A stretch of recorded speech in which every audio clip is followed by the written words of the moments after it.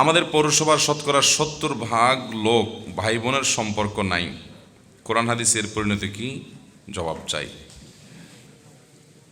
ভাই বোনের সম্পর্ক নাই মানে কি?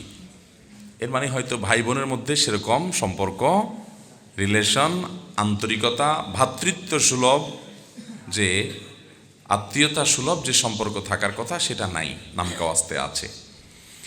এটা শুধু আপনাদের এই মহেশখালী পৌরসভার সমস্যা না, এই সমস্যাটা সারা দেশের কম বেশি। মানুষ এখন অনেক সেলফিস্ট, অনেক স্বার্থপর, আত্মকেন্দ্রিক হয়ে গেছে। অথচ আল্লাহ তাআলা ইমানদারদের জন্য আত্মীয়তার বন্ধনগুলোকে রক্ষা করা ফরজ করেছেন। কি করেছেন? ফরজ করেছেন। আত্মীয়তার বন্ধনগুলো রক্ষা করা কি নফল কাজ না ফরজ কাজ? ফরজ কাজ।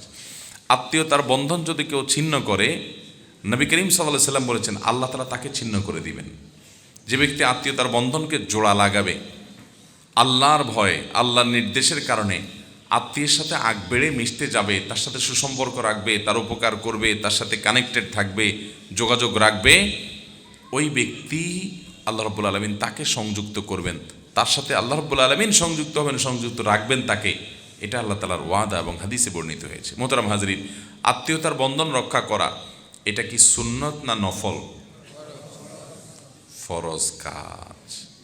অতএব আপনার ভাইয়ের সাথে আপনার কোনো যোগাযোগ নাই, কথাবার্তা নাই, উঠা বসা নাই, উল্টা বরং মামলা মোকদ্দমা আছে, শত্রুতা আছে, তার ভালো দেখতে পারেন না, পারলে তার জমিটা মেরে দেন, বাবার সম্পদে তার ভাগটা না দিয়া বাঁচতে পারলে সেই চেষ্টা করেন।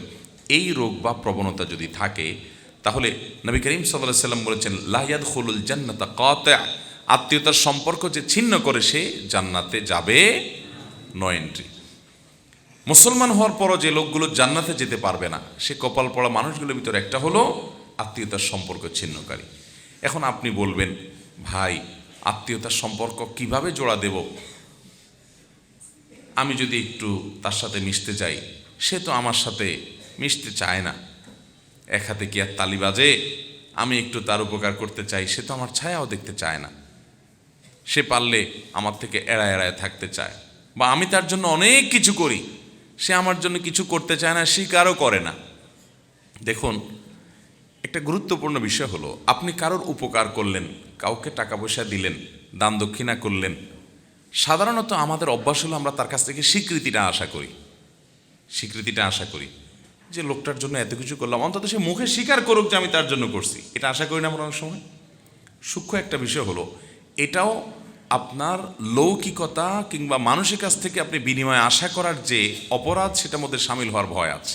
আপনি তার কাছ থেকে কোনো ফিডব্যাক আশা করবেন না। দেখুন, অনেক সূক্ষ্ম একটা ব্যাপার কিন্তু। আল্লাহ তাআলা কোরআনে বলেছেন ওয়ায়ুতঈমুনা আত-তাআমা আলা হুব্বিহি মিসকিনাও ওয়া ইয়াতীমাও ওয়া আসীরা ইন্নামা নুতঈমুকুম লিওয়াজহিল্লাহ লা নুরিদু মিনকুম জাযাআও ওয়ালা শুকুরা। আল্লাহ তাআলা নেককার এবং জান্নাতি লোকগুলোর বৈশিষ্ট্য সূরা দাহারে উল্লেখ করতে গিয়ে বলেছেন, তারা মানুষকে খাদ্য দান করে, মানুষকে দান দক্ষিণা করে, এবং এগুলা করার পর বলে ইন্নামা নুতঈমুকুম লিওয়াজহিল্লাহ, ও ভাই তোমাকে আমি এটা খাওয়াইলাম, দান করলাম আল্লাহকে খুশি করবার জন্য। লা নুরিদু মিনকুম জাযাআ, তুমি এটার বিনিময়ে আমাকে আবার কিছু দিবা, আমি দিলাম তুমিও আমাকে দিবা, এই আশা তো নাই। এমনকি ওয়ালা শুকুরা, তোমার থেকে থ্যাঙ্কসও আমি আশা করি না। তোমার থ্যাঙ্কসও আমার দরকার নাই। আমি থ্যাঙ্কস কার কাছে চাই? আল্লাহর কাছে চাই। খুব সূক্ষ্ম বিষয় কিন্তু। আপনি অনেক উপকার করলেন, লোকটা আপনাকে থ্যাঙ্কসও দিল না, স্বীকারটা পর্যন্ত করলো না, ভাব নিল সে নিজে নিজে সব করছে। আপনি যে এত কিছু করে দিয়েছেন, সে স্বীকারটা পর্যন্ত করতে রাজি না। এরকম লোক আছে না আমাদের সহ? যদি সে স্বীকার না করে, তাহলে সে নিজে অপরাধী হবে, কারণ সে নাশকর, সে অকৃতজ্ঞ। কিন্তু আপনি স্বীকারের আশা করবেন না। অনেকে আছে, না ওর জন্য আর কিছু করবো না, এত কিছু করলাম, নিমক গরম, স্বীকারই করে না, তাহলে ওর জন্য আর কিছু করবো না। এরকম আমরা করি কি করি না? তো ওর কাছ থেকে স্বীকারের আশা যদি আপনি করেন, তাহলে আল্লাহর কাছ থেকে কি বিনিময় পাবেন? আল্লাহর কাছে বিনিময় চাবেন, আর কোনো ফিডব্যাক চাইবেন না, কিচ্ছু চাই না, শুধু আল্লাহর কাছে বিনিময় চাই। তার কাছ থেকে থ্যাঙ্কসটা পর্যন্ত আশা করি না। যা চাওয়ার সব কার কাছে চাই? আল্লাহর কাছে। এটা বলা হয় ইখলাস। ভাই, ইখলাসের একটা মজা আছে, আজীব এক স্বাদ আছে। আপনি আপনার ভাই, আপনার বোন, তার বাচ্চাদেরকে হাদিয়া তোফা দেন, সারা বছর দেন, প্রতি বছর ঈদের দেন, তারা আপনার বাচ্চার দিকে সে তাকাইয়া দেখেও না, দেয়ও না, আছে তাও দেয় না। মানুষ হিসেবে কষ্ট লাগবে, এটা স্বাভাবিক, যে আমি এত দেই, ও একবারও দেয় না, আমার অভাব নাই কিন্তু একটু দেখ না আমার বাচ্চারা, আমার তো ভালো লাগে, দেয় না সে। তো এই যে আপনি দিয়ে আবার সে দিচ্ছে না কেন সেটা আশা করছেন, এটা আপনার আমল বিনষ্টকারী বিষয় হতে পারে। এই জন্য আপনি এটা আশা করবেন না। সে দেয় না, সে আল্লাহর কাছে জবাবদিহি করবে, কেন তার ভাতিজাদের খেয়াল রাখে না, ভাইয়ের প্রতি খেয়াল রাখে না, আত্মীয়তার সম্পর্ক রক্ষা করে না, সে গুনাহগার হবে। বাট আমি আমার দায়িত্ব পালন করব, আমি তার কাছ থেকে কিছু আশা করব না, আমি আশা করব আল্লাহর কাছ থেকে। এই পলিসি যদি মাথায় রাখেন এবং এই মূলনীতি যদি আপনি অনুসরণ করেন, তাহলে দেখবেন আত্মীয়তার সম্পর্ক রক্ষা করা আপনার জন্য ইজি হয়ে গেছে, সহজ হয়ে গেছে। শয়তান আপনাকে আত্মীয়তার সম্পর্ক থেকে নড়াতে পারবে না। আর না হলে শয়তান আপনাকে কুবুদ্ধি দিবে, আরে তুমি এত কিছু করো, ও তো শিকারটা পর্যন্ত করে না, তুমি এত কিছু করো, ও একটু কিছু করুক। দেখবেন আপনার নিজের বই বলবে আপনাকে যে তুমি তোমার ভাই বোনের জন্য কি না করছো, জীবনটা দিয়ে ফেলছো, ওরা ওরা শিকারটা পর্যন্ত করে না। বউ দেখবেন ফুসলাবে, আছে না নাই? তখন বউকে এ ওয়াজ শোনাই দিবেন যে আমি আমার দায়িত্ব পালন করছি, ওর কাছ থেকে কিছু পাওয়ার আশায় না। ও আমার জন্য চুল পরিমাণ কিছু না করলেও, ও না করার কারণে আল্লাহর কাছে জবাবদিহি করবে, আমার কোনো সে নাই। আমি যা করছি এটার বিনিময়ে ওর কাছ থেকে কিচ্ছু চাই না, থ্যাঙ্কসটাও চাই না। আল্লাহ কোরআনে নেককারদের প্রশংসা করে তাদের বর্ণনা দিতে গিয়ে আল্লাহ বলেছেন, লা নুরিদু মিনকুম জাযাআন ওয়ালা শুকুরা। তারা দান করে বলবে তোমাদের কাছে, ও ভাইয়েরা তোমাদের যাদের দান করলাম, উপকার করলাম জীবনে, তোমাদের কাছ থেকে বিনিময়ও চাই না, শুকরিয়া বা কৃতজ্ঞতা, থ্যাংক ইউ আশা করি না। তাহলে এইভাবে যদি আপনি দেখেন, তখন আত্মীয়তার সম্পর্ক রক্ষা করা কি হবে? সহজ। এক ব্যক্তি আমাদের প্রিয় নবী সাল্লাল্লাহু আলাইহি ওয়াসাল্লাম কাছে আসছেন, এসে বলছে, ইয়া রাসূলুল্লাহ, আমার এক আত্মীয়, আমি তার সাথে মিশতে চাই, কিন্তু এই আল্লাহর বান্দা পারলে আমার ক্ষতি করে, আমার গোষ্ঠী উদ্ধার করে, মামলা মোকদ্দমা করে, অযথা আমার সাথে গন্ডগোল ফাসাদ করে। আমি চাই তার সাথে একটু ভালো করতে, কিন্তু সে আমাকে এগুলো করতে দেয় না। তখন নবী করিম সাল্লাল্লাহু আলাইহি ওয়াসাল্লাম বলেছেন, শোনো, তুমি যেমনটি বলেছো বাস্তবে যদি এমন হয়, তাহলে তো কপাল পোড়া, ও তো গুনাহগার আত্মীয়র প্রতি অসদাচরণ করার মাধ্যমে। কিন্তু তোমার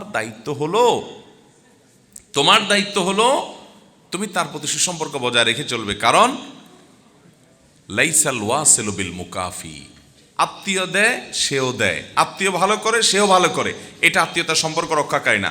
আত্মীয়তার সম্পর্ক রক্ষাকারী কে? যে তার আত্মীয় তাকে দেয় না তারপরও সে দেয়, আত্মীয় তাকে ভালো কিছু বলে না তারপরও সে ভালো কিছু করে, অর্থাৎ সে ভালো থাকার চেষ্টা করে। এই চেষ্টাটা থাকতে হবে। হ্যাঁ, কোনো সময় এমন হতে পারে যে সীমানা ছাড়িয়ে যায়, তার কাছে ভালো কিছু করতে গেলে আরও পারলে আমারে ক্ষতি করে, তাহলে আপনি আত্মরক্ষার জন্য দূরত্ব বজায় রাখলেন, সেটা ভিন্ন কথা। কিন্তু দূর থেকে তার কল্যাণ কামনা আপনার মধ্যে থাকতে হবে। আর আত্মীয়ের তালিকায় সবচেয়ে কাছের আত্মীয় কারা? সবচেয়ে নিকটের আত্মীয়, যাদের সাথে সম্পর্ক রক্ষা না করলে আপনার ফরজ তরকের গুনাহ হবে। আপনার বাবা মা, আপনার সন্তান সন্ততি, আপনার ভাই বোন, আপনার চাচা ফুফু, এরা হলো সবচেয়ে কাছের আত্মীয়, বিশেষ করে ভাই বোন। এটা ঠিক যে প্রশ্ন করেছেন তিনি গুরুত্বপূর্ণ প্রশ্ন করেছেন, যে আমাদের দেশে সব জায়গায়, সকল জেলা উপজেলা থানা সব জায়গায় দেখবেন যে মানুষের মধ্যে ভয়ঙ্কর রোগ আজকে ধারণ করেছে, যে আমরা আত্মীয় স্বজনের হক, বিশেষ করে ভাই বোনের সাথে সম্পর্ক আমরা রাখি না। অতএব সর্বাবস্থায় ভাই বোনের সাথে সুসম্পর্ক বজায় রাখবো তো ইনশাআল্লাহ। কোনো যুক্তি, কোনো বুদ্ধি এখানে কুলাবে না যে না সে অমুক, সে তমুক, সে হান, সে তান না। আপনি আপনার চেষ্টা সর্বাত্মকভাবে করবেন, চেষ্টা করবো তো ইনশাআল্লাহ। আল্লাহ আমাদের সবাইকে, আমাদের ভাই বোনদের কল্যাণকামী, তাদের খায়ের খাহ, তাদের প্রতি সুন্দর আচরণকারী, তাদের সাথে সুসম্পর্ক রক্ষাকারী, বজায়কারী এবং আত্মীয়তার বন্ধনকে স্ট্রংকারী ইমানদার হওয়ার তৌফিক দান করুন।